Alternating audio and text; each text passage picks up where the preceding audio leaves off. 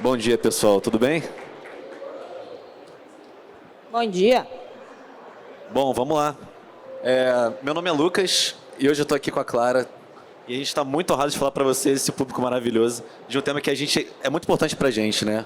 Que é bibliotecas compartilhadas e como é que a gente acelera o desenvolvimento de software a partir do uso delas, tá bom? Só um disclaimer nesse começo, a nossa intenção aqui não é vender um novo produto, mas sim compartilhar conhecimento, como é que a gente utiliza a lib, com boas práticas, né? Como é que a gente configura a resiliência a partir dela, enfim. Como é que a gente, VTEX, beneficia a partir do uso. VTEX, o Jamal e o Hansen falaram mais do alto nível das APIs, e a gente vai descer um pouquinho mais esse nível, falar de como é que funciona internamente as coisas aqui dentro, tá? Então, um pouquinho mais sobre mim, informalmente. Eu sou o Lucas Chile, eu sou dev da VTEX, já trabalho aqui há uns 4 anos, tá? Hoje eu sou do time do Order Management, mas já entrei no time do Checkout, já passei pelos Subscriptions, e hoje eu sou um dos mantenedores da VTEX Core, que é a biblioteca que a gente vai falar aqui hoje, né? E eu estou muito honrado de estar aqui com a Clara. Oi, gente. Bom, meu nome é Clara Schwartzman, e aí, por motivos óbvios, todo mundo me chama de Clara mesmo. Eu estou aqui na VTEX faz 5 anos, eu sou desenvolvedora de back-end também.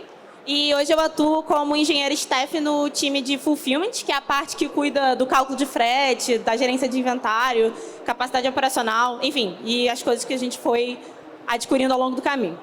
Bom, então hoje, como o Chile mencionou, a gente vai trazer para vocês principalmente uma biblioteca interna nossa, que é a VTEX Core Library, e a ideia é a gente contar um pouco para vocês de quais são as nossas motivações, por que a gente resolveu fazer isso, quais são os lados bons, né, o que isso traz de bom para a gente, o que pode trazer de ruim, porque a gente tem experiências ruins com bibliotecas similares dentro da VTEX, e contar um pouco para vocês como isso melhora a nossa vida hoje. E bom, caso alguém que esteja aqui não tenha esse contexto... Pode passar, por favor, Chile. Não, desculpa. Antes, só trazer uns números para vocês de por que essa biblioteca se tornou relevante para a gente, né? Para a gente estar aqui falando dela para vocês. Essa biblioteca hoje, ela tem 7 mantenedores, são 40 contribuidores na biblioteca, o que hoje seria mais de 10% do nosso time de engenharia inteiro. Ela já produziu 119 releases, ela está em mais de 50 projetos hoje, e esses projetos em produção representam mais de 20 milhões de requisições por minuto, né, usando todas as implementações da Core Lib. E aí, bom, caso alguém não tenha o contexto do que a gente está falando quando a gente está falando de biblioteca compartilhada, a definição, literalmente, da Wikipédia é que uma biblioteca é uma coleção de implementações inscrita em uma linguagem e que ela tem que ter uma interface bem definida, né, para a gente utilizar esse comportamento. No dia a dia, para a gente, no nosso contexto de C#, isso acaba se traduzindo para pacotes NuGet, né? Esse aqui é um esquemático também da própria Microsoft, né, onde a gente mostra que a ideia é que você tenha um projeto onde você desenvolve o seu código, tem um processo para buildar esse projeto, transformar eles em DLL, né, e transformar ele num package.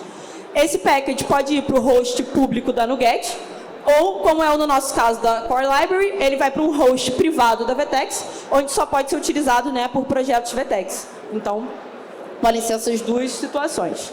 Bom, e agora o Chile vai contar para a gente um pouco da nossa motivação, né, e por que a gente está trazendo isso aqui para vocês. Boa. Então, pessoal, por que a gente caiu para essa solução de ter uma biblioteca compartilhada dentro da VTEX, né? Falando em contexto empresarial, de empresa de tecnologia, a gente costuma ter vários times, cada time cuida de vários módulos, cada módulo tem vários serviços, então a gente consegue compartilhar muitas coisas em comum, né? O primeiro grande contexto compartilhado que a gente tem dentro da VTEX é a AWS. Quem quiser saber mais um pouquinho, tem um stand lá na frente, mas basicamente a AWS é a Amazon Web Services. E a gente não usa a AWS só para hospedagem, né? A gente utiliza vários serviços distribuídos, serviços de mensageria, bancos de dados e afins, né? Então, a gente tem todo esse contexto compartilhado nos nossos serviços core da plataforma, tá? O outro grande contexto compartilhado é o C#. C# é uma linguagem de programação feita pela Microsoft, que a VTEX adotou há muito tempo atrás e continua seguindo desde então, né? Uma linguagem que tem se mostrado forte, tem avançado e agora já está open source, né? Começou sendo mantida pela Microsoft e hoje já abriu para a comunidade, tá? O nosso terceiro grande contexto compartilhado é a questão de identidade, tá? Quando a gente fala de identidade, a gente fala especificamente de autenticação e autorização, que é basicamente a capacidade de a gente dizer quem é um usuário que está pedindo acesso a algum recurso específico e se esse usuário, de fato, pode acessar esse recurso. Tá? Aqui na nossa arquitetura, a gente tem um jeito bem peculiar de fazer esse tipo de autenticação, autorização que os serviços mesmos fazem. Tá? Então, esse é o outro grande contexto. E, por último, mas não menos importante, é resiliência e observabilidade. Tá? Resiliência, pessoal, é basicamente a capacidade de um sistema suportar a larga escala. Tá? A VTEX é uma plataforma que ela está disponível em, enfim, tem diversos clientes em vários países e não tem fuso horário, certo? Você está de pé 24 horas por dia, 7 dias por semana. Então, a gente sempre pensa como pré-requisito de qualquer sistema ter a resiliência, né, funcionando bem. E aí, para acompanhar que, de fato, o nosso sistema está saudável, a gente fala de observabilidade. Né? Por isso que essas duas coisas andam juntas. Tá bom? E a partir de logs, métricas e traces, a gente consegue acompanhar esse funcionamento. Mais para frente vai ter uma apresentação do Rodrigo e da Mariana, que eles vão entrar mais a fundo sobre isso. Boa. Então, dado todo esse contexto compartilhado, a gente vê algumas oportunidades de desenvolvimento. Tá? A primeira delas é a padronização com as melhores práticas das implementações compartilhadas. Tá?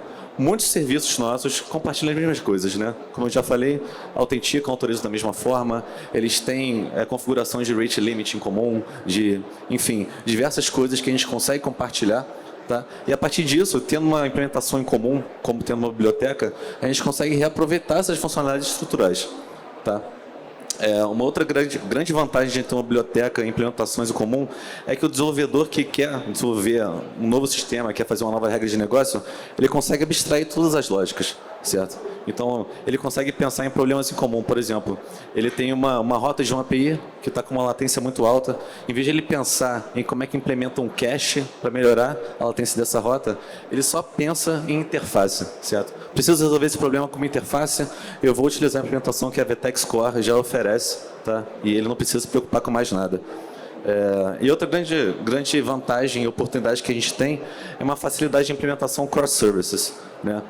Quando a gente tem uma adesão maior e muitos sistemas usando uma solução em comum, a gente consegue fazer um rollout fácil de mudanças. Né? Vamos supor que tem um patch de segurança que precisa ser feito e tem que ser aplicado em vários sistemas. A gente consegue centralizar isso na CoreLib e o que os outros sistemas precisam fazer é basicamente atualizar o número da versão e vai ficar tudo certo. E aí que a gente chega, né, no nosso motivo principal da apresentação, que é a VTEX Core. Tá? Dando um pouco do contexto, a VTEX Core é essa biblioteca compartilhada, mas ela não nasceu com esse nome. Né? A VTEX Core, na verdade, foi uma oportunidade que, lá atrás, o Lucian, do Order Management, pensou em conseguir, de fato, centralizar essas implementações em um lugar único. Né? No nosso contexto, né, os times têm muitos serviços para cuidar, então dentro do próprio time a gente conseguia se beneficiar de ter uma implementação única. Né? E a gente foi abrindo para o resto da VTEX, e aí a gente chegou nesse nome em comum que é a VTEX Core. Né? E aí, o slide ficou com... Deixa eu voltar um pouquinho aqui. Tudo certo, pessoal? Boa. Falando um pouco dos principais objetivos, a gente não quer uma biblioteca que não seja usada pelo resto dos desenvolvedores. Né? Então, a gente sempre tem em mente uma facilidade de configuração e uma boa documentação para proporcionar uma maior adesão, certo? E aí, outro grande objetivo que a gente tem é oferecer abstrações para tanto acessar internamente outros módulos da VTEX, como conseguir oferecer uma abstração para serviços da AWS de modo geral. Né? E a gente consegue, a partir disso, oferecer métricas, né? Consegue ver se o serviço que a gente está consumindo está com uma latência ok, né? Consegue observar erros de modo geral. E aí, falando de métricas também, a gente consegue saber métricas de uso das APIs. Né? Uso de serviços internos, como é que nossos background workers estão processando as requisições que estão sendo feitas. Tá? A gente também tem o objetivo de centralizar toda a camada de autenticação e autorização. Então, a gente tem vários tipos de autenticar aqui dentro da VTEX, né?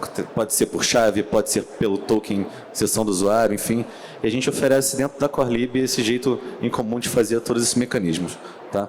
E, por último, formas padronizadas de lidar com problemas de larga escala. Né? Como, por exemplo, rate limiting, né? Para a gente conseguir se proteger de um mau uso eventual da nossa API. Tá? A gente consegue ter implementação padrão de remote cache, de lock distribuído, de mensageria, tá legal?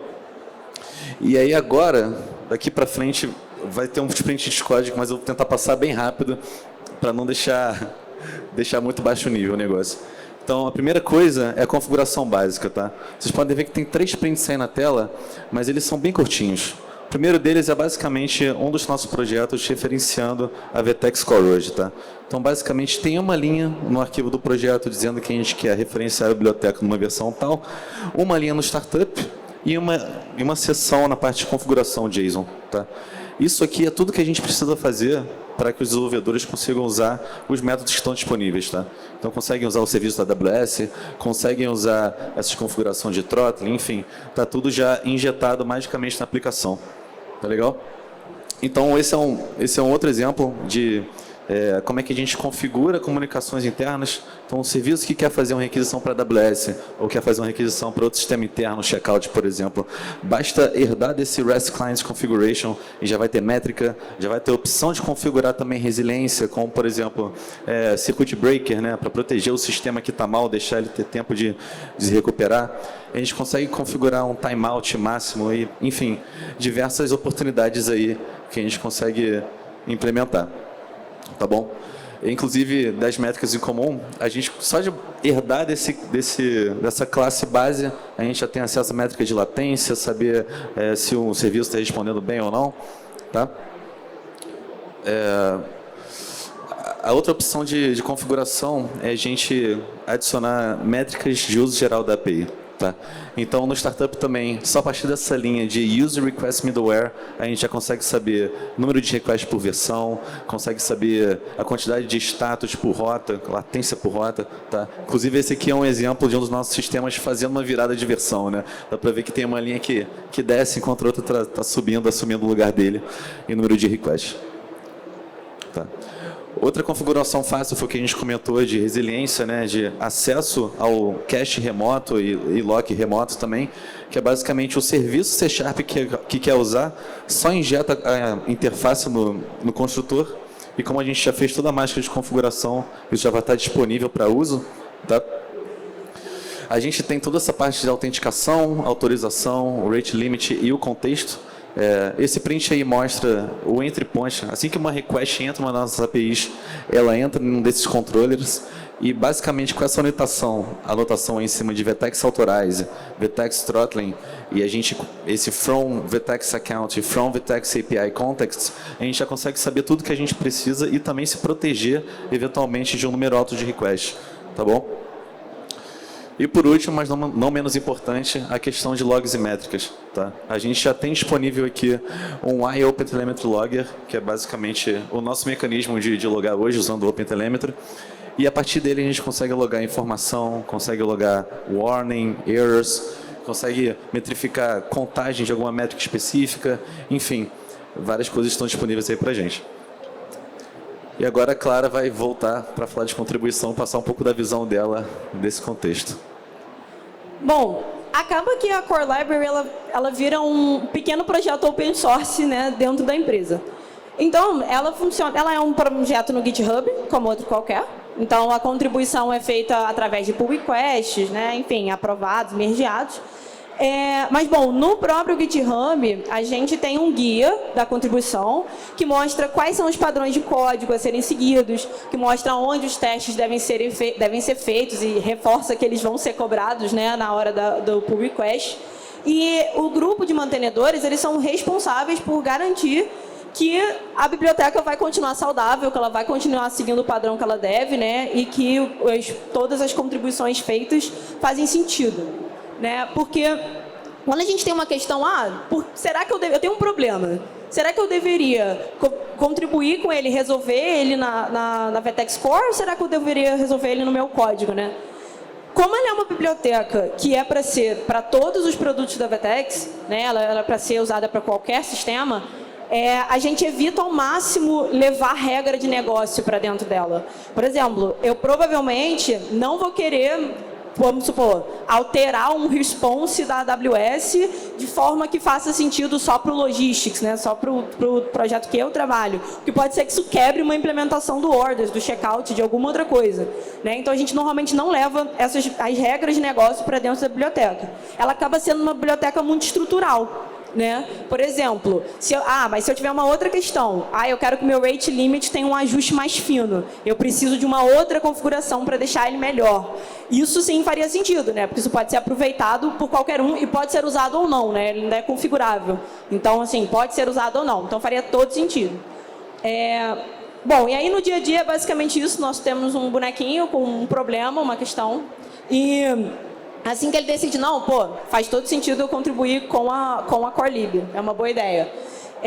Então, ele simplesmente abre um pull request lá no repositório do GitHub, com os devidos testes, reforçando que é bem necessário. E um dos mantenedores tem que aprovar, né? Ele só pode ser mergeado se um dos mantenedores aprovar, garantindo essa questão do padrão.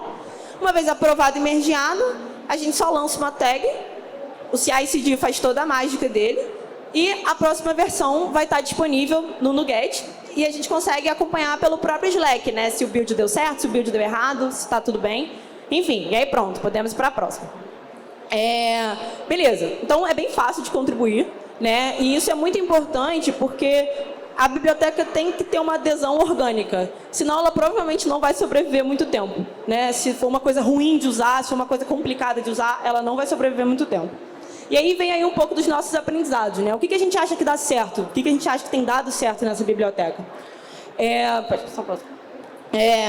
O nosso grupo de mantenedores é muito importante. Eles não são um time focado nisso, tá? São pessoas de times diferentes que se dispuseram a, né, parte do seu trabalho ser manter essa biblioteca, né? Então eles revisam os PRs, eles podem se reunir se tiver uma coisa mais estrutural, né, para mudar, tem que fazer uma breaking change, algo assim. Mas, enfim, a ideia é que eles estão ali cuidando da lib, né? Essa questão da documentação está sempre atualizada e do projeto de exemplo ser muito fácil de usar, né? Porque aí você consegue usar a biblioteca fácil, então você vai querer usar, porque para você não vai dar muito trabalho. Toda essa parte do deploy automatizado também, de novo, fácil de usar, porque é menos um empecilho, né, para você usar a lib. E, por último, uma questão que acaba ajudando muito é que, como a gente usa uma arquitetura de microserviços, acaba que normalmente um mesmo time cuida de mais de um projeto. Então, por exemplo, o meu time cuida de uns 6 projetos diferentes, mais ou menos. Então, para mim, é muito benéfico eu fazer uma alteração na lib, porque eu mesma vou ter menos trabalho. Porque se eu faço na lib, eu mesma posso usar em todos os meus projetos que já utilizarem a lib, né? Então, para mim é muito bom. Então, isso acaba ajudando muito a adesão ser um pouco mais natural. Bom, mas o que pode dar errado também, né? Como eu disse, até eu tenho um pouco de trauma com bibliotecas muito semelhantes que a gente já teve na VTEX, né? Então, ela pode acabar se tornando muito ruim de manter, né? Um dia ela foi ótima e todo mundo usava, mas aí não tinha mais ninguém responsável pela manutenção, ela cai em desuso, ela se torna obsoleta. E essa biblioteca específica que a gente tinha, ela justamente era muito opinionada, né? Ela tinha objetos muito próprios que faziam várias mágicas assim por debaixo dos panos. Então, quando você estava usando, você sequer entendia. E aí, vamos supor, aquele caso que eu falei da AWS.